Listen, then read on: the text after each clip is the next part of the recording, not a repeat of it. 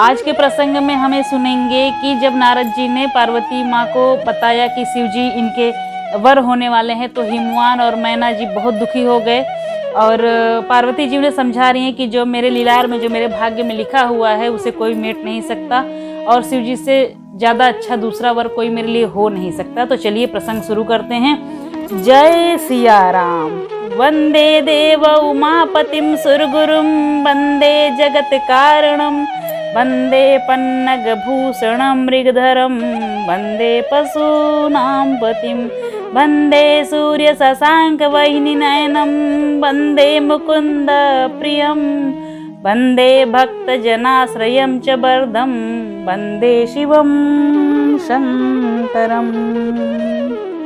नीलाम्बुजश्यामलकोमलांगं सीता समारोपितवामभागं पाणौ महासायक चारुचापं नमामि रामं रघुवंशनाथं। रामकथा के रसिक तुम भक्त राजमति धीर आई सुवासन लीजिए तेज पुंज महावीर। श्रीमन महागणाधिपतये नमः।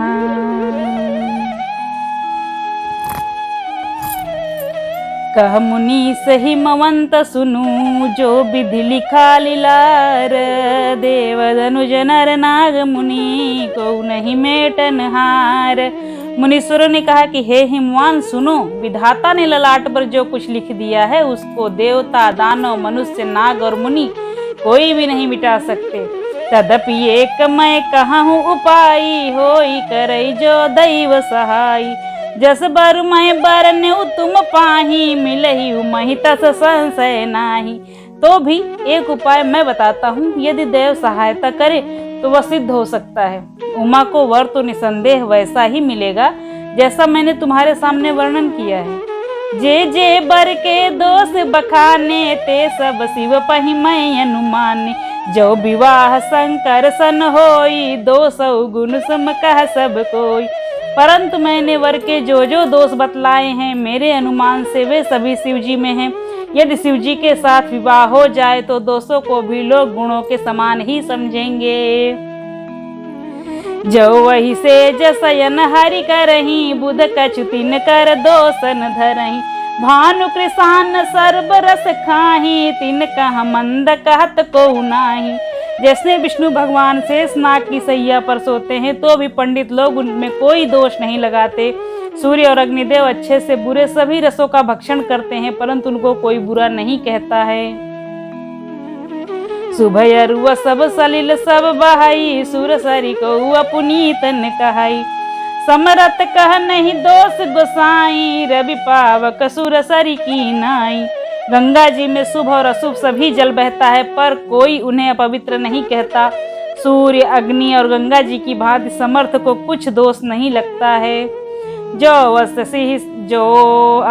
ही सीखा करई नर जड़ विवेक अभिमान। परहि कलप भरी नरक महा जीव की ईस समान। यदि मूर्ख मनुष्य ज्ञान के अभिमान से इस प्रकार होड़ करते हैं तो वे कल्प भर के लिए नरक में पड़ते हैं। भला कहीं जीव भी ईश्वर के समान सर्वथा स्वतंत्र हो सकता है? नहीं।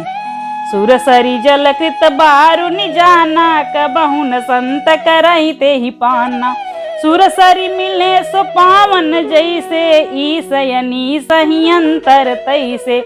गंगा जल से भी बनाई हुई मदिरा को जानकर संत लोग कभी उसका पान नहीं करते पर वही मदिरा गंगा जल में मिल जाने पर पवित्र हो जाती है। जैसे कि गंगा नदी। ईश्वर और जीव में भी ऐसा ही भेद है। शंभु सहज समरथ भगवाना यही विवाह सब विधि कल्याणा। दुराराध्य पई महेशु आशुतोष पुण्य किए कलेशु। शिवजी सहज ही समर्थ हैं क्योंकि भगवान हैं, इसलिए इस विवाह को हो जाने से सब प्रकार का कल्याण निश्चित है। परंतु महादेव जी की आराधना भी बहुत कठिन है। फिर भी क्लेश करने से तप करने से वे बहुत जल्दी संतुष्ट हो जाते हैं। जो तप करई कुमारी तुम्हारी, भाभी मेटी सकई त्रिपुरारी। यद्यपि बर अनेक जग माही, यही कह शिव तज दूसर नाही। यदि तुम्हारी कन्या तप करे तो त्रिपुरारी महादेव जी होनहार को भी मिटा सकते हैं। यद्यपि संसार में बहुत वर हैं, पर इसके लिए शिव जी को छोड़कर दूसरा वर नहीं है।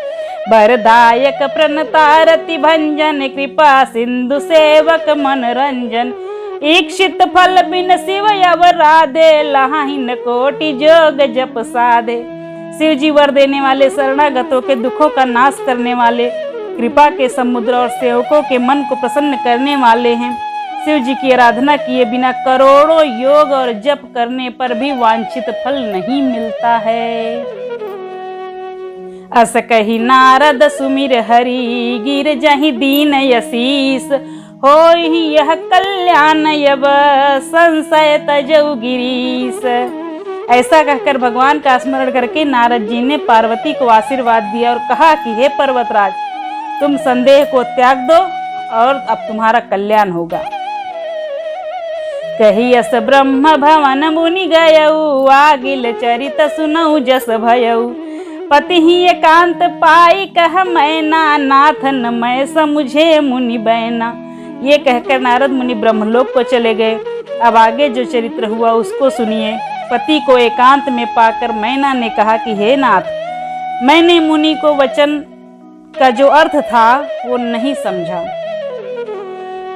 जो घर बर कलु होई अनूपा, करिय विवाह सुताय अनुरूपा। नत कन्या बर राही कुंवारी, कंत उमा सम प्राण पियारी।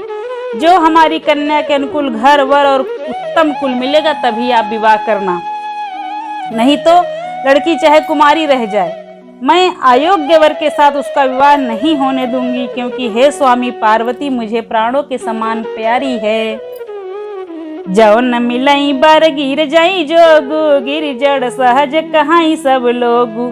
सोई बिचारी पति करे विबाहु, जिहिन बहोरी होई उरदाहु। यदि पार्वती के योग्य वर न मिला तो सब लोग कहेंगे कि पर्वत स्वभाव से ही जड़ होता है, मूर्ख होता है। हे स्वामी, इस बात को विचार कर ही विवाह कीजिएगा, जिसमें फिर पीछे हृदय में संताप न रह जाए। अस कही परी चरण धरि सीसा, बोले सहित स्नेह गिरीसा। बरु पावक प्रगटय शशि माही, नारद वचन अन्यथा नाही। इस प्रकार कहकर मैना पति के चरणों में मस्तक रखकर गिर पड़ी और रोने लगी। तब हिमवान ने प्रेम से कहा कि चाहे चंद्रमा में अग्नि प्रकट हो सकती है, लेकिन नारद जी का कहा हुआ वचन कभी असत्य नहीं हो सकता, कभी मिट नहीं सकता है। प्रिया सोच परिहरऊ सब, सुमिरहु श्री भगवान। पार्वती ही निर्मय उज्जही, सोई करई कल्याण। हे प्रिय, सब सोच छोड़कर भगवान का स्मरण करो। जिन्होंने पार्वती को रचा है वे ही उसका कल्याण करेंगे। अब जाओ तुम ही सुता पर नेहू, तो वस जाई सिखावन देहू। करई सुतप जेहि मिलई महेशु, आन उपायन मिटई कलेसु। अब यदि तुम्हें कन्या पर प्रेम है तो जाकर उसे यह शिक्षा दो कि वह ऐसा तप करे कि उसे शिव जी मिल जाएं, और दूसरा कोई उपाय नहीं है। नारद बचन सगर्भ सहेतु, सुंदर सब गुण निधि वृख केतु। अस विचार तुम तजऊ शंका, सबई भांति शंकर अकलंका। नारद जी के वचन रहस्य से युक्त और सकारण है, और शिव जी समस्त सुंदर गुणों के भंडार हैं। यह विचार कर तुम संदेह को छोड़ दो, शिव जी सभी तरह से निष्कलंक हैं। सुनिपति बचन हरसि मन माही, गई तुरत उठ गिर जा पाही।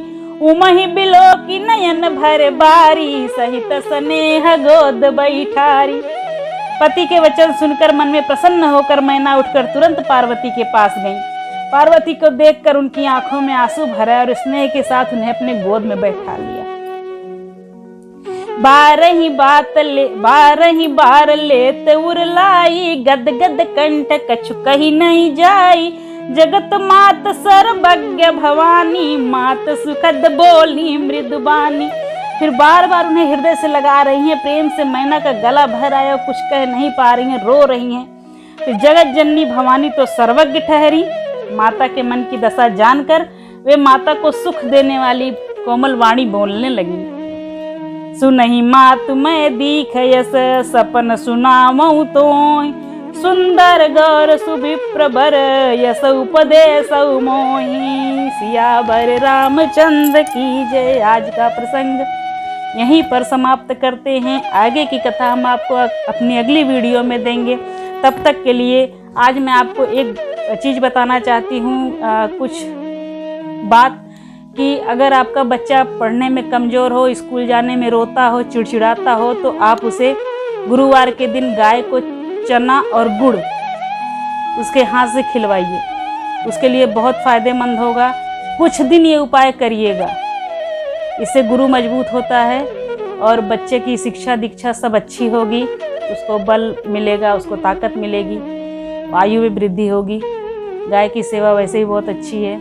तो फिर अगर आपको हमारा वीडियो पसंद आया हो तो लाइक करें, सब्सक्राइब करें, कमेंट करें, शेयर करें और बेल आइकन दबाएं, ताकि टाइम टाइम पे हमारी वीडियो आपको मिलती रहे। तो तब तक के लिए आज्ञा दीजिए। जय सिया राम, सियावर रामचंद्र की जय।